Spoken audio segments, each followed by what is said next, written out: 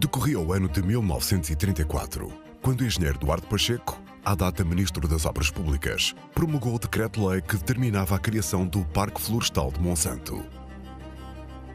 Já no final do século XIX, João Maria Magalhães, engenheiro florestal, defendia a arborização integral de Monsanto, alegando benefícios para o clima e para a cidade de Lisboa. Até então, a Serra de Monsanto era um território dominado por searas e pastagens. Os tradicionais moinhos de vento faziam parte da paisagem e, atualmente, muitos deles podem ser observados em diversos pontos da serra. Alguns destes moinhos foram restaurados, mas outros permanecem em ruínas que apelam ao imaginário de quem os visita. As pedreiras existentes na região de Monsanto, de onde se extraía calcário e basalto, são ainda bem visíveis, apesar da vegetação se ter apoderado de quase todas elas.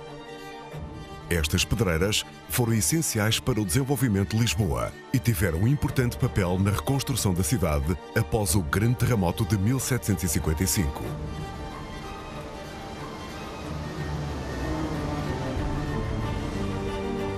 Hoje em dia, são parte integrante da paisagem e pontos de passagem obrigatórios nos roteiros de quem caminha pelo Parque Florestal de Monsanto.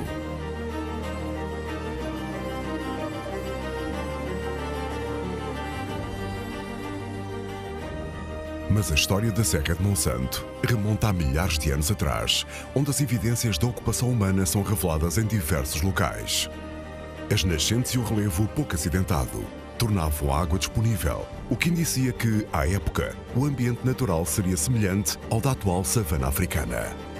A caça abundante potenciava a circulação de grupos de caçadores-coletores durante muitas centenas de milhares de anos, até ao estabelecimento do homem moderno na região há cerca de 35 mil anos. Estamos aqui na Serra de Monsanto, num dos seus principais locais de interesse, que é Montes Claros, onde hoje em dia estão instaladas as cavalariças da Polícia Florestal. Quando da construção deste local, em 1944, foram descobertos importantes vestígios do Calcolítico, ou seja, de 3000 antes da nossa era. Estes vestígios mostraram que Montes Claros teria uma relação privilegiada com os outros povoados da mesma época, não só de Monsanto, como da região que é hoje a cidade de Lisboa. Em conjunto com Vila Pouca e Alto das Perdizes, estes são os três principais locais da pré-história de Monsanto. O Alto das Perdizes seria contemporâneo dos Montes Claros e Vila Pouca teria alguns milénios de diferença. Entre os inúmeros artefactos encontrados nos Montes Claros, destacam-se os utensílios em sílex com pontas de setas e objetos de corte. O sílex seria proveniente das bancadas de calcário que afloram sobre o Val de Alcântara, desde Santana até às pedreiras do Alfito, onde existem vestígios de antigas oficinas de talho pré-históricos. Os fragmentos de cerâmica encontrados têm ornamentos cuidados, o que indicia que à época se produzia uma olaria evoluída. As cascas de ostra, depositadas em diversos locais, revelam que as populações pré-históricas estabelecidas em Monsanto já aproveitavam os recursos naturais abundantes oferecidos pelo rio Tejo.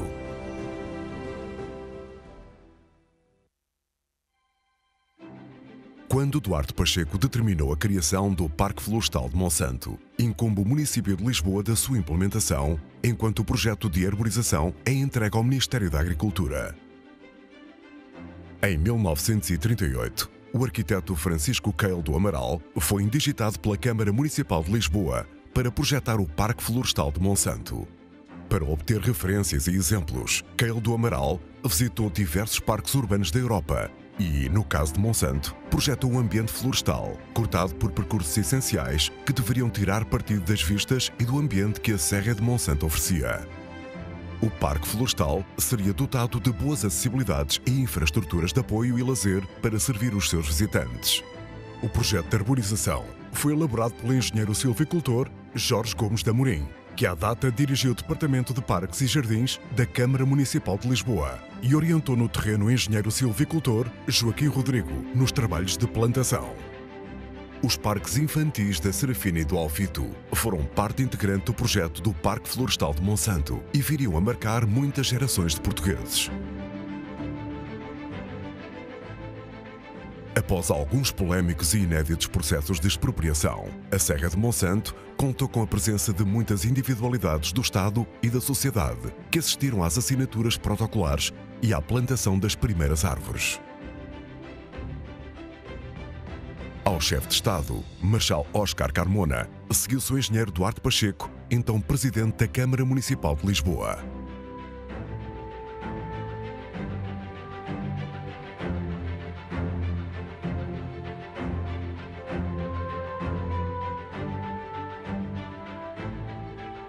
Aos poucos, o Parque Florestal de Monsanto começou a ganhar forma, com o apoio de muitos intervenientes, como os jardineiros do município, trabalhadores rurais, elementos da mocidade portuguesa e os prisioneiros do Forte Monsanto.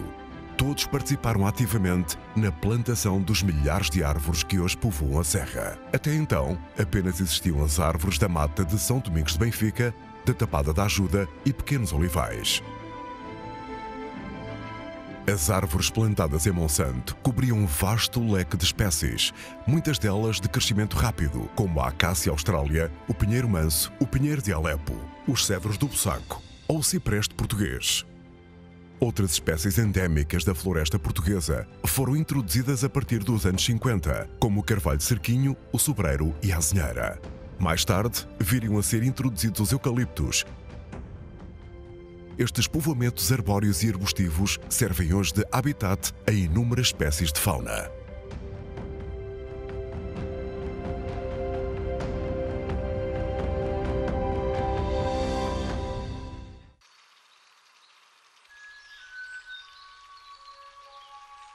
No início do ano, os mergulhões pequenos são as primeiras aves a nidificar no açude do espaço Biodiversidade de Monsanto. O pescoço ruivo e a mancha amarela na base do bico revelam a plumagem nupcial da espécie que não apresenta diferenças evidentes entre o macho e a fêmea.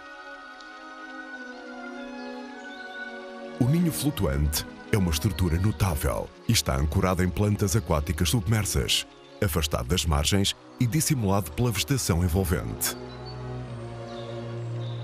Sempre que um dos progenitores regressa ao ninho, remove a cobertura de folhas e galhos que esconde os ovos dos predadores. Utiliza o bico com habilidade e põe a descoberto a postura que irá chocar ao longo dos 21 dias em que a incubação é partilhada pelo casal.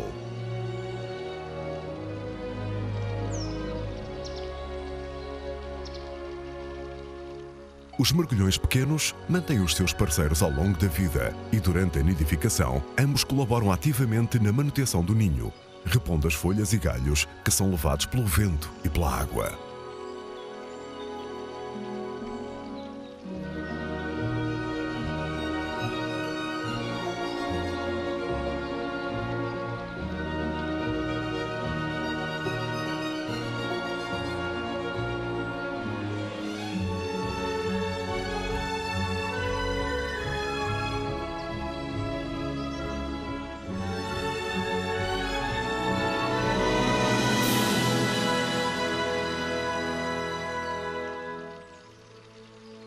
estado de alerta dos mergulhões pequenos é permanente e, ao mais pequeno sinal de perturbação, afastam-se do ninho, mas antes cobrem os ovos com habilidade, de forma a não deixar quaisquer vestígios da postura.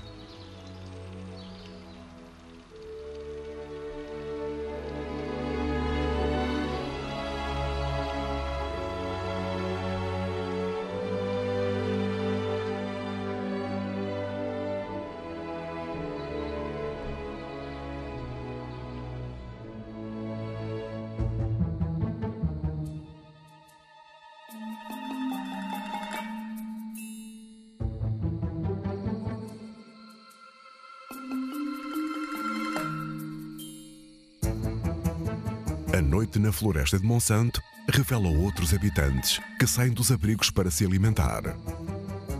No ritmo lento, as salamandras de pintas amarelas, também conhecidas como salamandras de fogo, percorrem os caminhos pela escuridão em busca de pequenos invertebrados.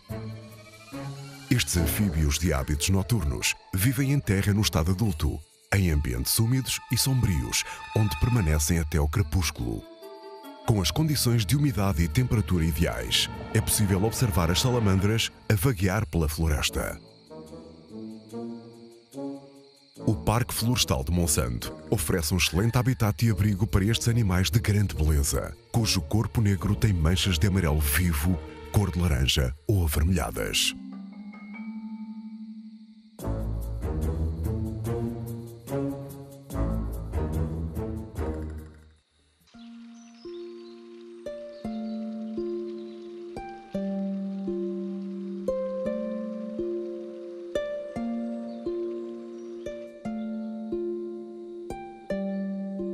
Com o nascer do dia, as salamandras de pintas amarelas reduzem a atividade e recolhem aos abrigos situados em zonas úmidas e com vegetação densa, onde ficam resguardadas do calor, da luz e dos potenciais predadores.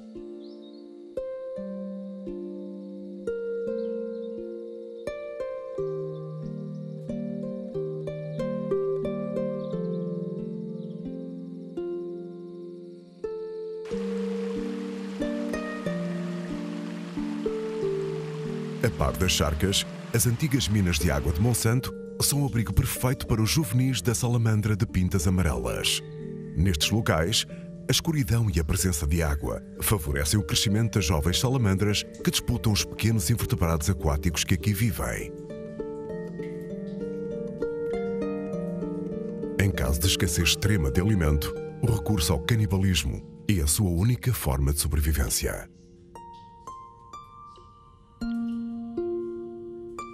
À medida que crescem, as salamandras de pintas amarelas sofrem uma metamorfose e perdem partes do corpo até agora essenciais à sua vida aquática. A crista dorsal desaparece e as brânquias são reabsorvidas, numa adaptação perfeita para a nova vida em terra.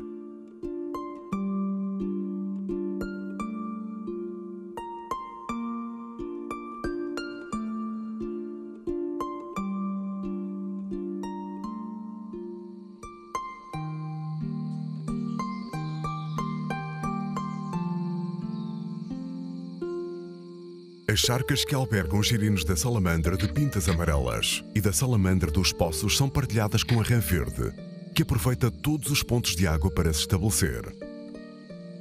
Esta espécie é abundante e tem uma grande tolerância às alterações do seu habitat.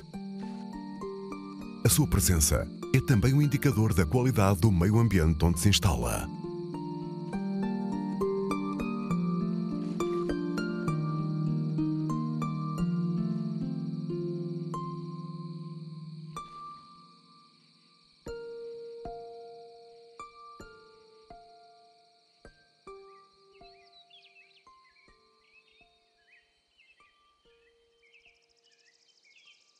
Um gaio sacia a sede sem dar conta do frenesim que se vive no fundo da charca.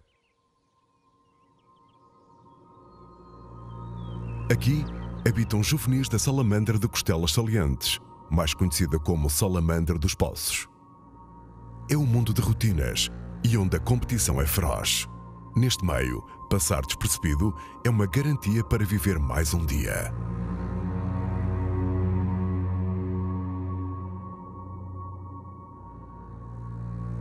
As brânquias destas salamandras são muito evidentes nos juvenis e desaparecem no estado adulto, à altura em que dispersam por via terrestre em ambientes úmidos para se estabelecerem junto de novos pontos de água.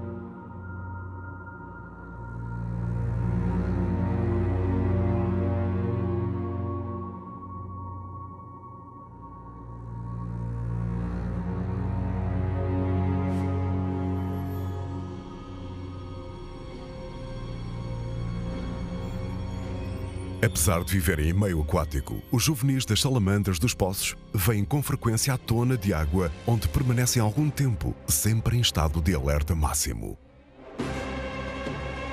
Estes anfíbios são carnívoros e alimentam-se de invertebrados aquáticos e larvas de insetos. No entanto, esta espécie agressiva pode ingerir outros anfíbios ou mesmo membros da própria espécie.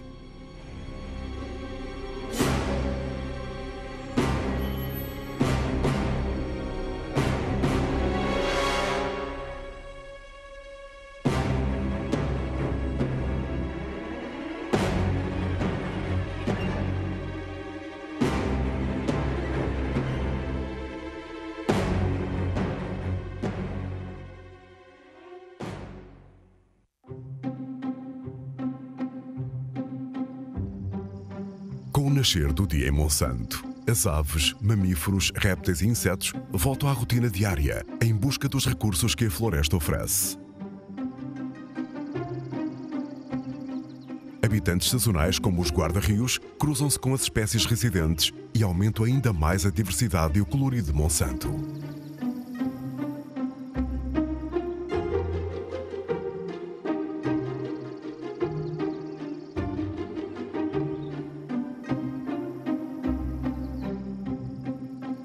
O delicado louva-a-Deus, apesar do ar assustador, é um inseto emblemático da floresta.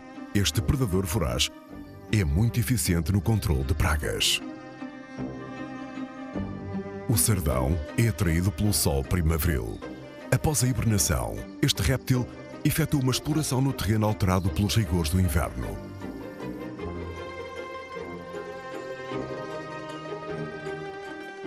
As ameaças podem vir de qualquer lado e o sardão, ainda com pouca energia, prefere não correr riscos.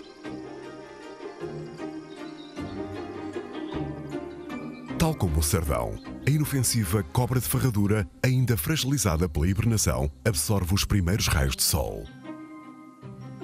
Está numa fase muito vulnerável e, ao mais pequeno ruído, regressa ao seu esconderijo.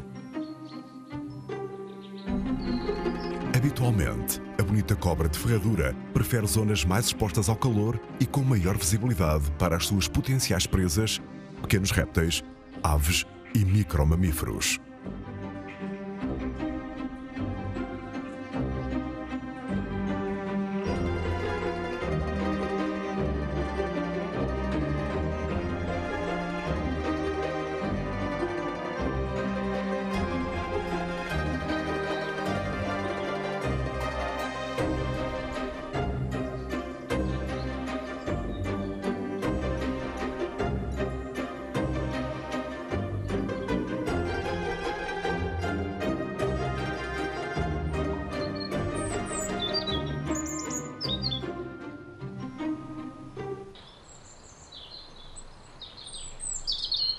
O canto vigoroso do pisco de peito ruivo assinala a chegada da primavera e a vida no Parque Florestal de Monsanto ganha novo fôlego.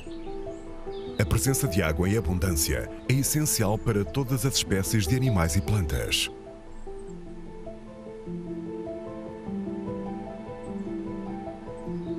Entre as cerca de 65 espécies de aves residentes em Monsanto, o chapim-azul é das mais ativas e vistosas, a par do chapim-real.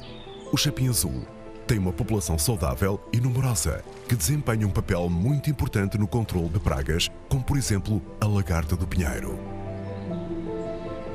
O chapim-carvoeiro e o pintacilgo são outras das aves residentes que embelezam o Parque Florestal, que tem nos pontos de água um importante ponto de fixação de fauna e acolhe visitantes ocasionais, como as tímidas garça real e garça noturna.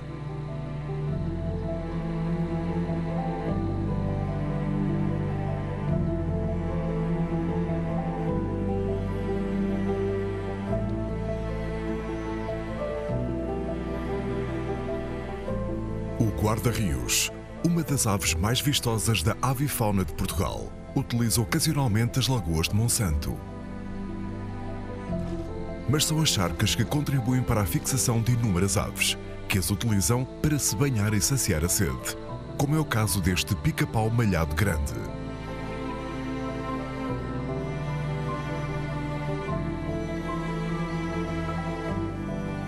Um dos maiores predadores do Parque Florestal, o gavião europeu, termina a construção do ninho, onde em breve terá a sua postura.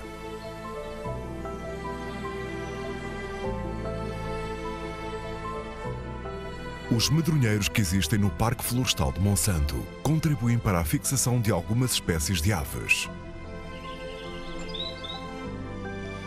O acrobático lugre procura os frutos mais maduros, tal como a toti-negra de cabeça preta. Estas aves deliciam-se com este abundante fruto outonal, que constitui uma importante fonte de energia e enche a floresta de cor.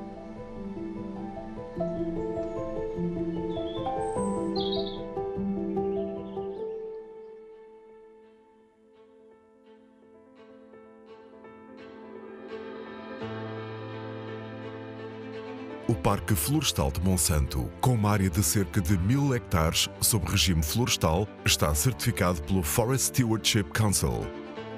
Trata-se da mais importante certificação mundial em matéria de conformidade ambiental de áreas florestais. As auditorias anuais evidenciam a gestão responsável e ecologicamente adequada deste parque pelo município de Lisboa. Diariamente, equipas de jardineiros asseguram a manutenção do arvoredo e do coberto vegetal de Monsanto, ponderando a segurança e o risco de incêndio com a preservação da biodiversidade e o património natural único. Este trabalho dos jardineiros é a primeira linha de defesa deste parque florestal, que colaboram com os outros serviços municipais e todas as entidades envolvidas na sua salvaguarda. Também a Polícia Florestal, um ramo da Polícia Municipal de Lisboa, contribui para a proteção de Monsanto e a segurança de todos os que o visitam. Esta unidade está dotada de meios para prevenir e detectar incêndios florestais, sensibilizar e fiscalizar na área ambiental.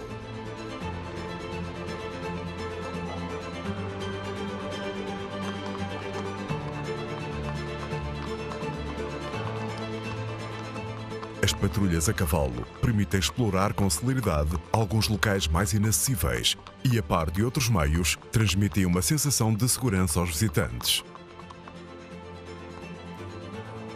A proteção oferecida pelos vários serviços municipais presentes estende-se às áreas de lazer com maior afluência de escolas e famílias.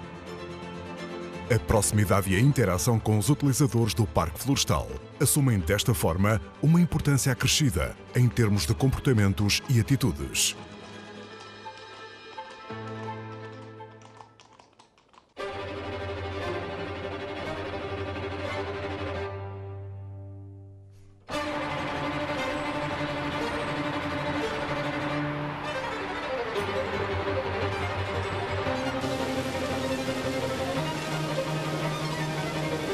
As chuvas do inverno e da primavera são fundamentais para a estabilização dos ecossistemas do Parque Florestal de Monsanto, onde a quantidade de água acumulada tem uma relação direta com a abundância de vida de plantas e animais.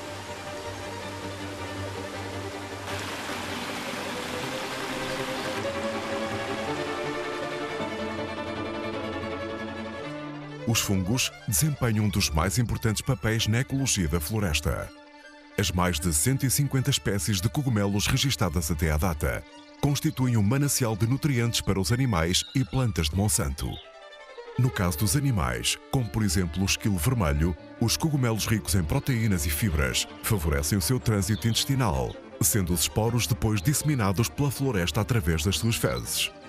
Os esporos dos cogumelos germinam então com pequenos filamentos que se entrelaçam nas raízes das árvores, para as quais transferem nutrientes essenciais e alguns minerais que contribuem para o seu crescimento saudável numa simbiose quase perfeita.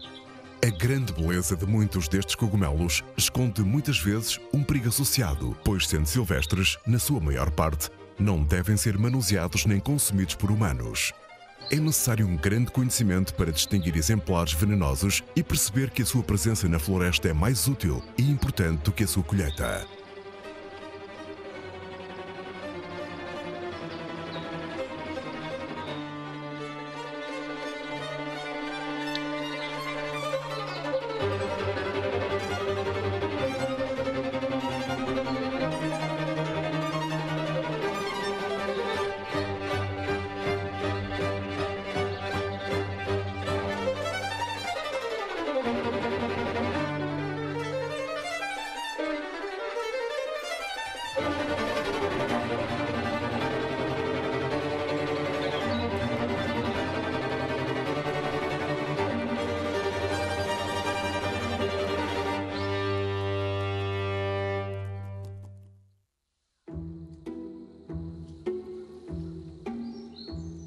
Uma silhueta entre os ramos revela um dos mais emblemáticos animais do Parque Florestal de Monsanto.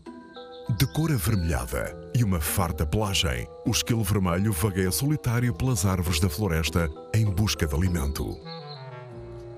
Introduzido em Monsanto em 1993, o esquilo vermelho tem desde então uma população estável e tornou-se um ícone deste parque florestal. Com as unhas afiadas, consegue trepar às árvores e navegar entre os ramos com grande habilidade. Sempre atento ao ambiente em redor, o esquilo tira algum tempo para tratar de si.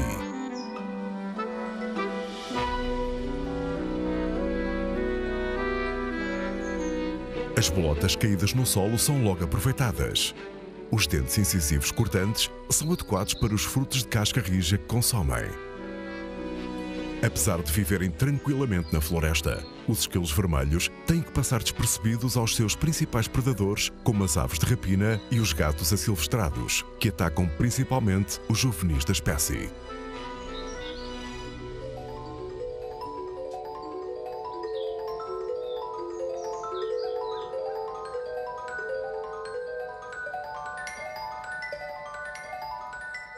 Mais descontraído, o esquilo tira uma pausa para acabar de comer a sua deliciosa bolota.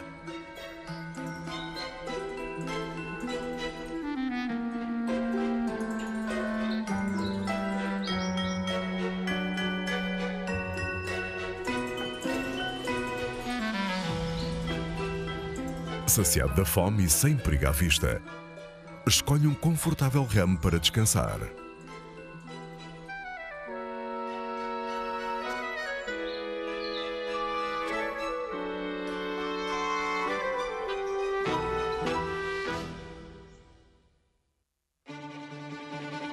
A Serra de Monsanto é uma unidade geomorfológica bem definida, composta por calcários e rochas vulcânicas, na sua maioria basaltos, e constitui o maior acidente geográfico da área de Lisboa, elevando-se acima dos terrenos circundantes.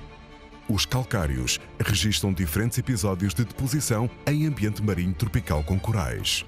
As rochas vulcânicas testemunham outros contextos geodinâmicos, numa época em que existiam vulcões ativos que expeliam largas quantidades de lava e nuvens vulcânicas, que cobriram uma extensa área da atual região de Lisboa.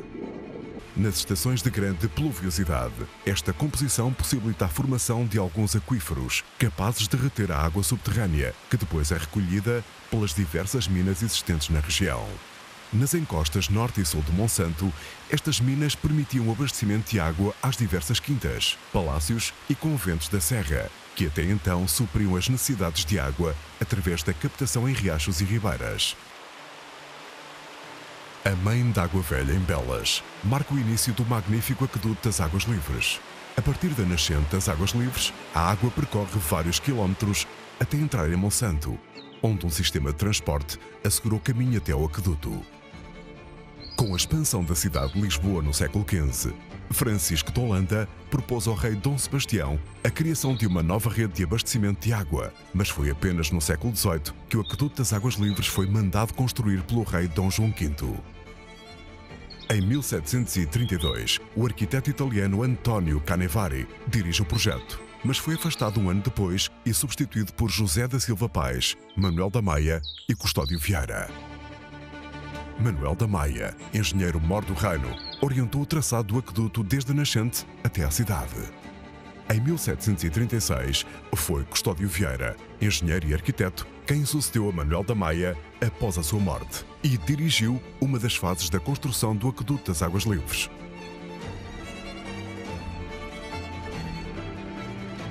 Custódio Vieira planeou ainda os grandes arcos das Amoreiras e o traçado desde o Monte das Três Cruzes até Lisboa, mas com a sua morte foi Carlos Mardel, engenheiro e arquiteto de origem húngara, quem coordenou a fase da construção do aqueduto, do qual desenhou o arco triunfal que celebrava a chegada das águas à cidade e o magnífico reservatório da Mãe de Água das Amoreiras.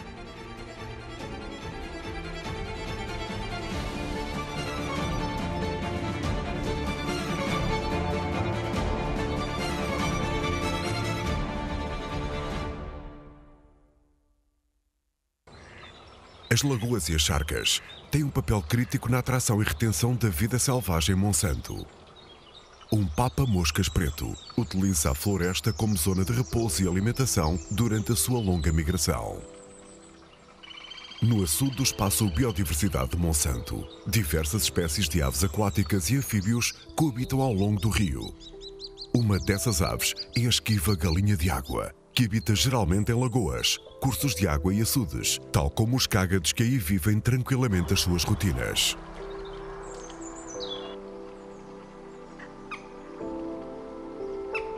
O piar da galinha de água é característico, mas dificilmente esta ave é observada. Quando as crias já estão preparadas para acompanhar os progenitores na busca de alimento, aprendem a conhecer a lagoa e alguns dos seus habitantes.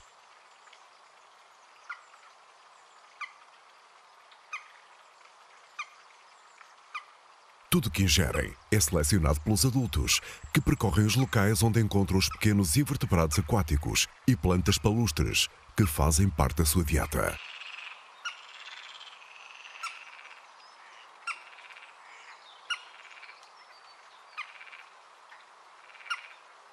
A progenitora acumula pequenas massas de alimento no bico, que depois entrega às crias. No seu percurso, desloca-se à vontade entre as dezenas de cágados que desfrutam do sol primaveril e que não se incomodam com a sua presença.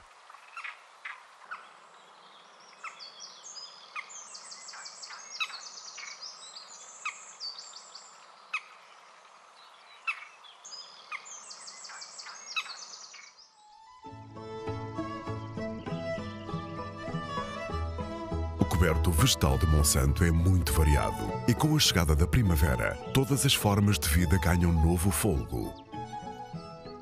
A floresta enche-se de cor e vai estimular os principais polinizadores, que desempenham um papel crítico na manutenção do ecossistema florestal. Borboletas, abelhas e outros insetos percorrem as flores em busca do precioso pólen, que vai garantir a diversidade genética de milhares de plantas e reforçar a sua presença no parque florestal. As amendoeiras em flor destacam-se da paisagem e podem ser observadas em muitas zonas de Monsanto, repletas de agentes polinizadores como a bonita borboleta almirante vermelho.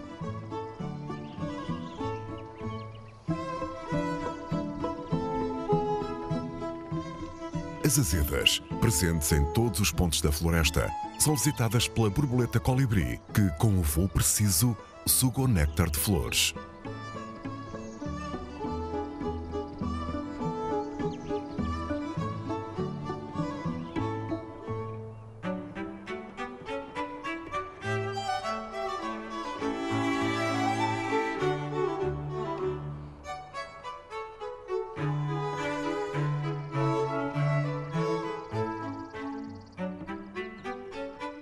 No Parque Florestal de Monsanto existe aproximadamente 26 espécies de orquídeas. Aqui na zona vedada do Espaço da Biodiversidade temos identificados a 16.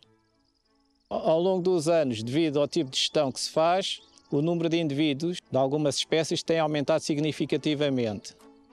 As diferentes espécies de orquídeas selvagens de Monsanto são uma das atrações naturais do Parque Florestal e podem ser observadas durante caminhadas ou passeios de interpretação da natureza. É muito importante que não sejam destruídas, uma vez que estão dissimuladas na paisagem.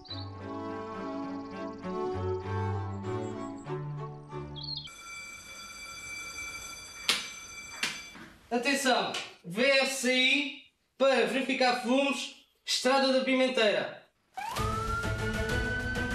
A prontidão é um dos maiores desafios dos sapadores bombeiros de Lisboa, cujo quartel está estrategicamente colocado para acorrer a qualquer foco de incêndio ou intervir noutras situações de risco no Parque Florestal de Monsanto. Esta unidade é a primeira linha de socorro do parque e, em caso de alerta, está dotada de meios para intervir com rapidez na máxima capacidade. Unidades com grande mobilidade efetuam patrulhas regulares e podem percorrer caminhos mais acidentados, de forma a confirmar uma ocorrência ou prestar auxílio urgente aos utentes do Parque Florestal.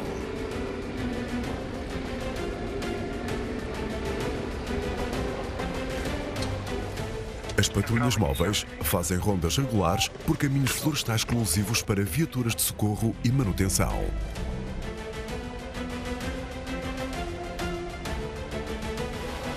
Entre os equipamentos críticos utilizados pelos sapadores de bombeiros na detecção de fogos florestais estão os drones, com detecção térmica, que permite identificar mais rapidamente os focos de incêndio e dar um precioso apoio às unidades no terreno. Todos os anos tem que ser feito uma reavaliação para pedir o corte destes ramos que conflitam depois com a passagem da viatura.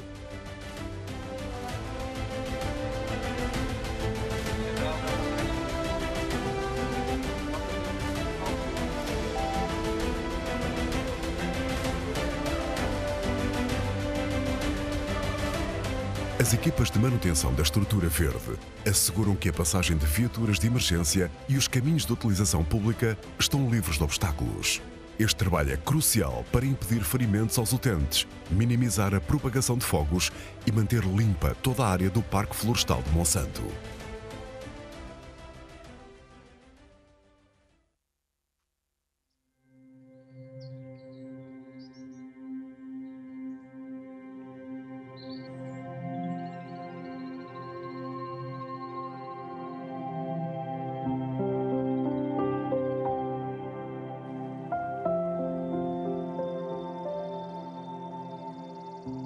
No açude, o casal de mergulhões pequenos celebra o nascimento de 2 crias. A partir de agora, todo o seu tempo vai ser dedicado às pequenas aves que estão totalmente vulneráveis e dependentes dos progenitores. Os predadores da floresta andam por perto e apenas a experiência dos mergulhões adultos pode aumentar a sua possibilidade de sobreviver às primeiras semanas de vida. Os progenitores trabalham em conjunto na obtenção de alimento para as crias e na constante manutenção do ninho.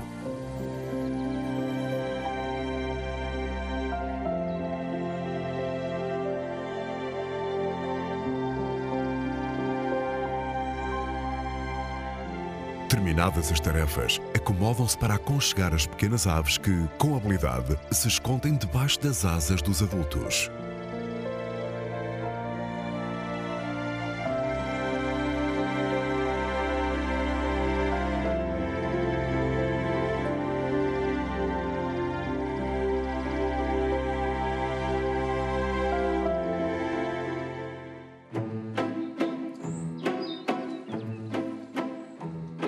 Noutro ponto do Parque Florestal, é a hora da alimentação. Apesar de não serem animais muito sociáveis, é frequente observar vários esquilos vermelhos na mesma área. Neste caso, um dos animais alimenta-se dos líquenes que crescem na casca de sobreiro e que, a par dos frutos de casca dura e dos cogumelos silvestres, asseguram uma dieta variada.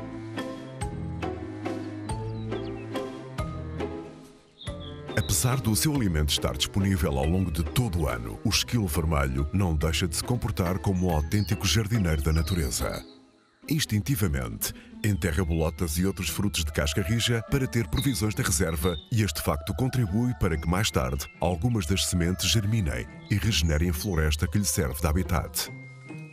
Para além de ser um animal muito ágil, o esquilo vermelho sabe aproveitar uma oportunidade e utiliza uma boca de incêndio para saciar a sede.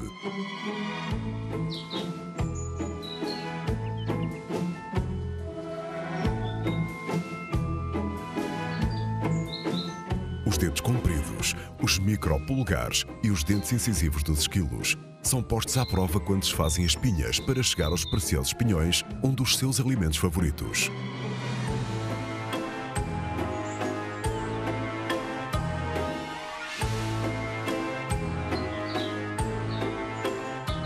Mas o local está muito exposto e a sua atenção divide-se. Decide não correr risco.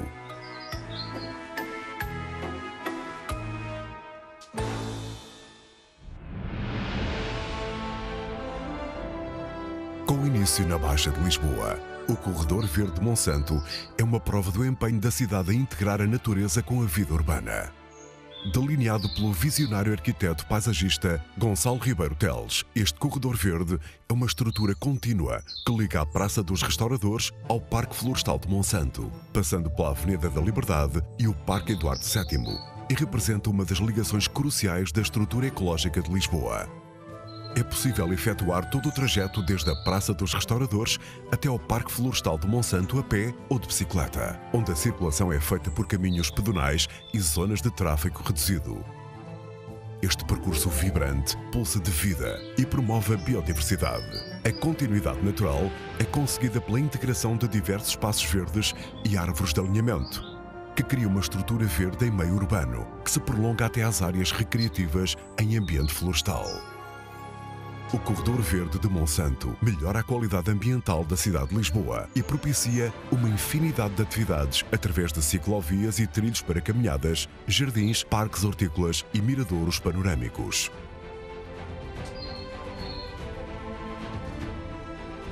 A introdução de espaços verdes e de árvores, a par da presença de água, contribui para atenuar o calor e promover a regulação climática. As árvores, através da evapotranspiração e da sombra que produzem, levam a uma redução da temperatura ambiente e atenuam os efeitos da chamada ilha de calor urbano. Em Lisboa, a ilha de calor urbano traduz-se no aumento de 3 a 6 graus Celsius nas áreas urbanas mais artificializadas, comparativamente às temperaturas registadas em áreas naturais, em determinadas condições meteorológicas.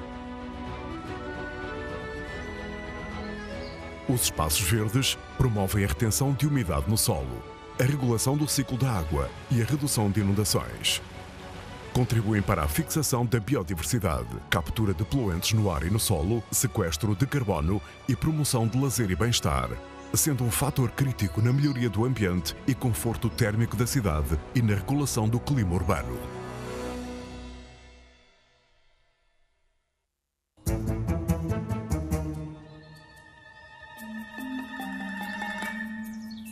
As zonas mais quentes da floresta são o ponto de encontro de alguns répteis. Estas áreas são em geral próximas dos seus abrigos e bastante expostas à luz solar. Cada espécie mantém a sua rotina, mas as pequenas lagartixas procuram evitar aproximar-se da cobra de ferradura, pois são uma das suas fontes de alimento.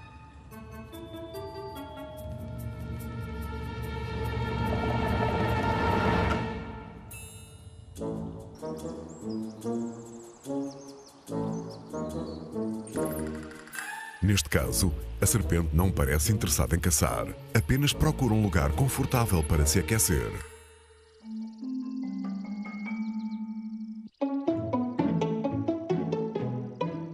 Dissimulado nas amendoeiras em flor, um gaio adulto avalia as opções para chegar até às nésperas de uma árvore vizinha. O melro parece ter encontrado o local ideal e alimenta-se dos frutos mais maduros. O gaio observa com atenção e, aos poucos, aproxima-se. Tímido por natureza e muito inteligente, planeia todos os seus movimentos. Com o caminho livre, avança para o ramo e verifica o ambiente à sua volta. Sem ameaças, usa o bico com habilidade para chegar ao fruto escolhido.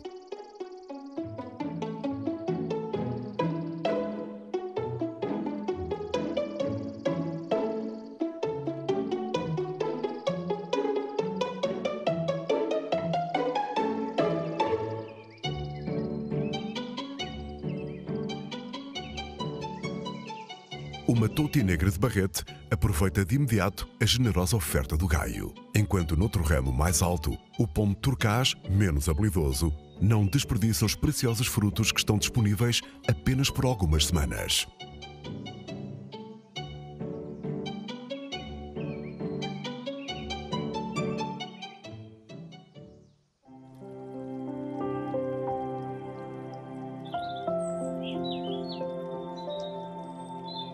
Com apenas 3 dias de vida, os pequenos mergulhões, sempre resguardados nas asas dos progenitores, já passeiam pelo açude do espaço Biodiversidade de Monsanto. Os trajetos são curtos, uma vez que no ninho ainda está um ovo por eclodir, apesar do insucesso ser quase garantido nesta fase.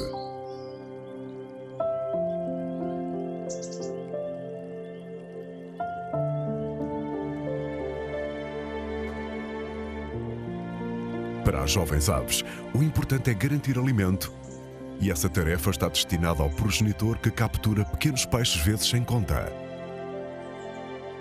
O crescimento das crias é muito rápido e a exigência por alimento é constante. Os dois irmãos competem entre si por cada peixe capturado e alternam entre as margens do ninho e as asas do progenitor que lhes dão proteção.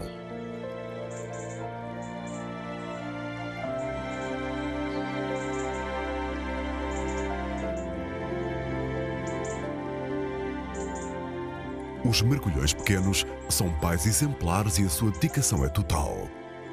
Aos poucos, vão transmitir às crias todos os segredos da espécie, que vão ser essenciais à sua sobrevivência.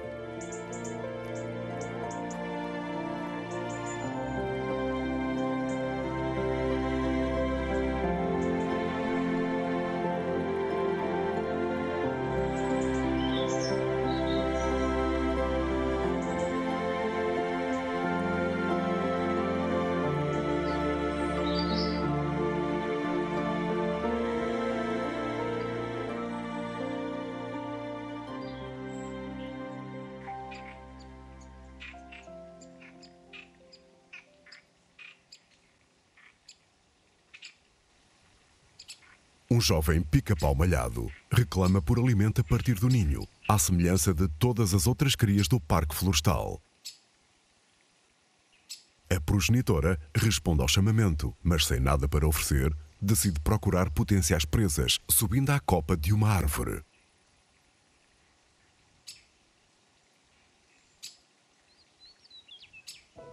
Junto ao chão, uma família de ouriços cacheiros aventura-se fora da toca para aproveitar o sol primaveril. Apesar dos seus hábitos noturnos, não é invulgar a observação destes animais durante o dia. Os ouriços alimentam-se normalmente a partir do crepúsculo e encontram em Monsanto muitas das habituais presas como insetos, frutos silvestres, sementes e pequenos invertebrados.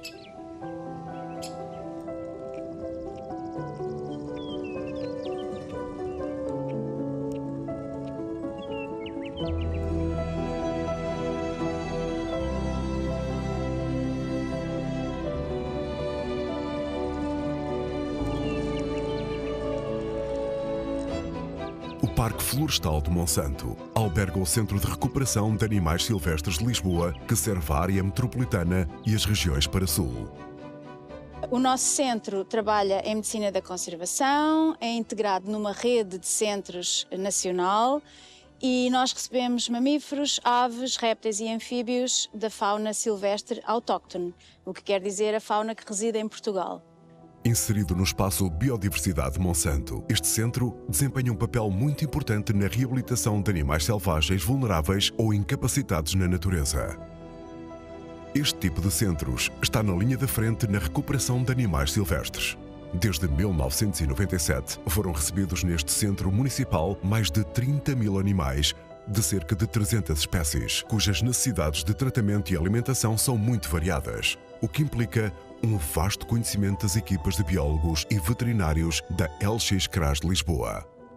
Após o tratamento, os animais passam por um período de recuperação e depois por uma readaptação ao meio, em que o contacto com humanos é muito limitado e inexistente.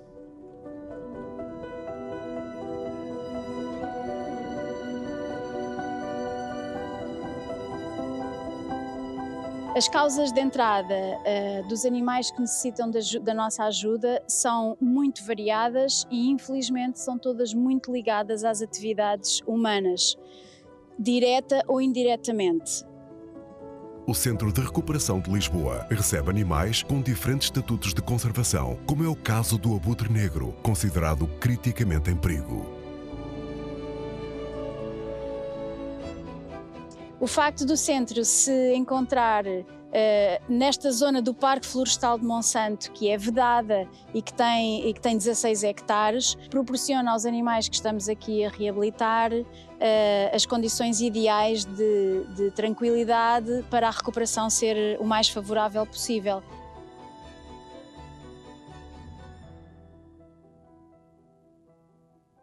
Esta é a águia calçada que nós vamos libertar em breve.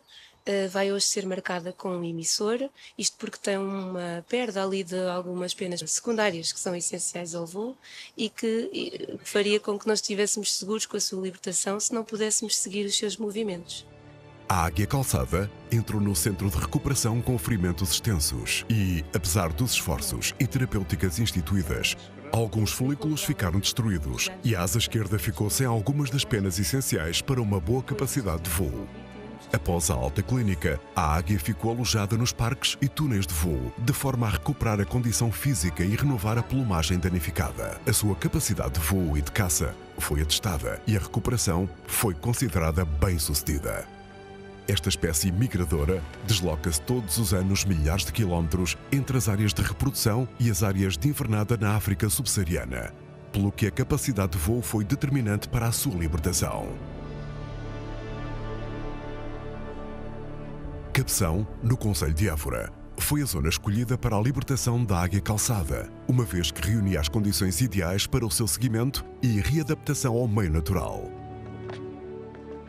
Após uma verificação final, a águia calçada vai finalmente regressar à natureza, fruto do esforço de uma equipa liderada por médicos veterinários e biólogos da Câmara Municipal de Lisboa, que conseguiu a sua recuperação.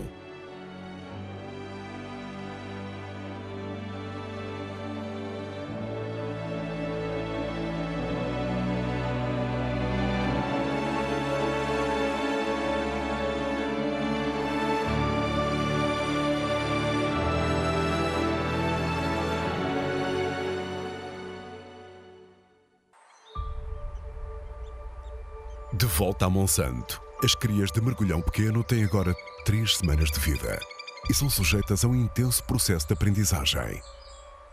Os progenitores trabalham em conjunto para lhes dar a conhecer os alimentos, incentivar o mergulho e a serem autossuficientes.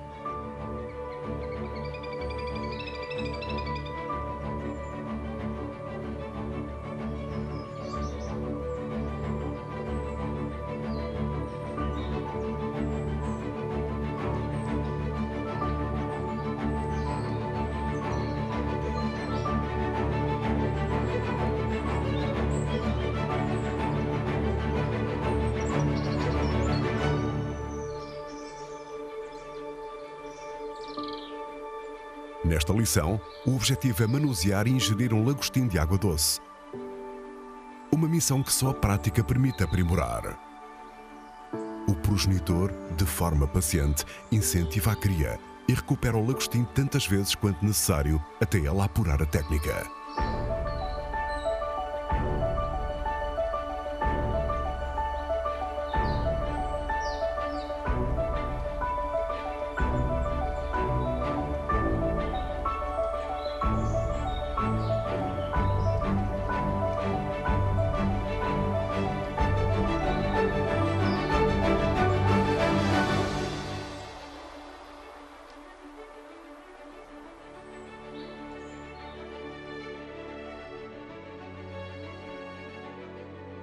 O Centro de Interpretação de Monsanto é um espaço dedicado à sensibilização e educação ambiental, assente na promoção do contacto com a natureza e na valorização do património natural do Parque Florestal de Monsanto. A oferta regular às escolas e à comunidade, com visitas guiadas, percursos pedestres e caminhadas interpretativas, é complementada com as exposições interativas que dão a conhecer a biodiversidade local, os esforços de conservação e toda a história do Parque Florestal.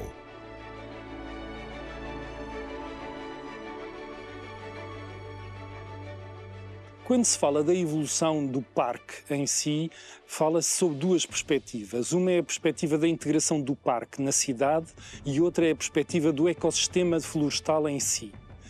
Quando o parque foi criado, o ecossistema era um ecossistema agrícola abandonado, sem grande coberto. Existiam apenas pequenos grupos de oliveiras ao longo dos caminhos e, portanto, praticamente não existia coberto arbóreo.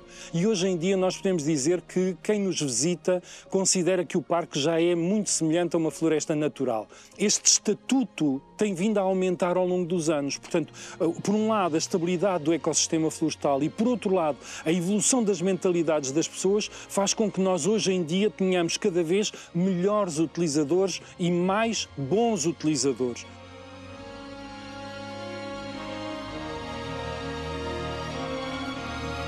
A relação de Lisboa com o seu Parque Florestal de Monsanto é uma vibrante tapeçaria de vida natural entrelaçada com a vida urbana, oferecendo um refúgio único da agitação da cidade.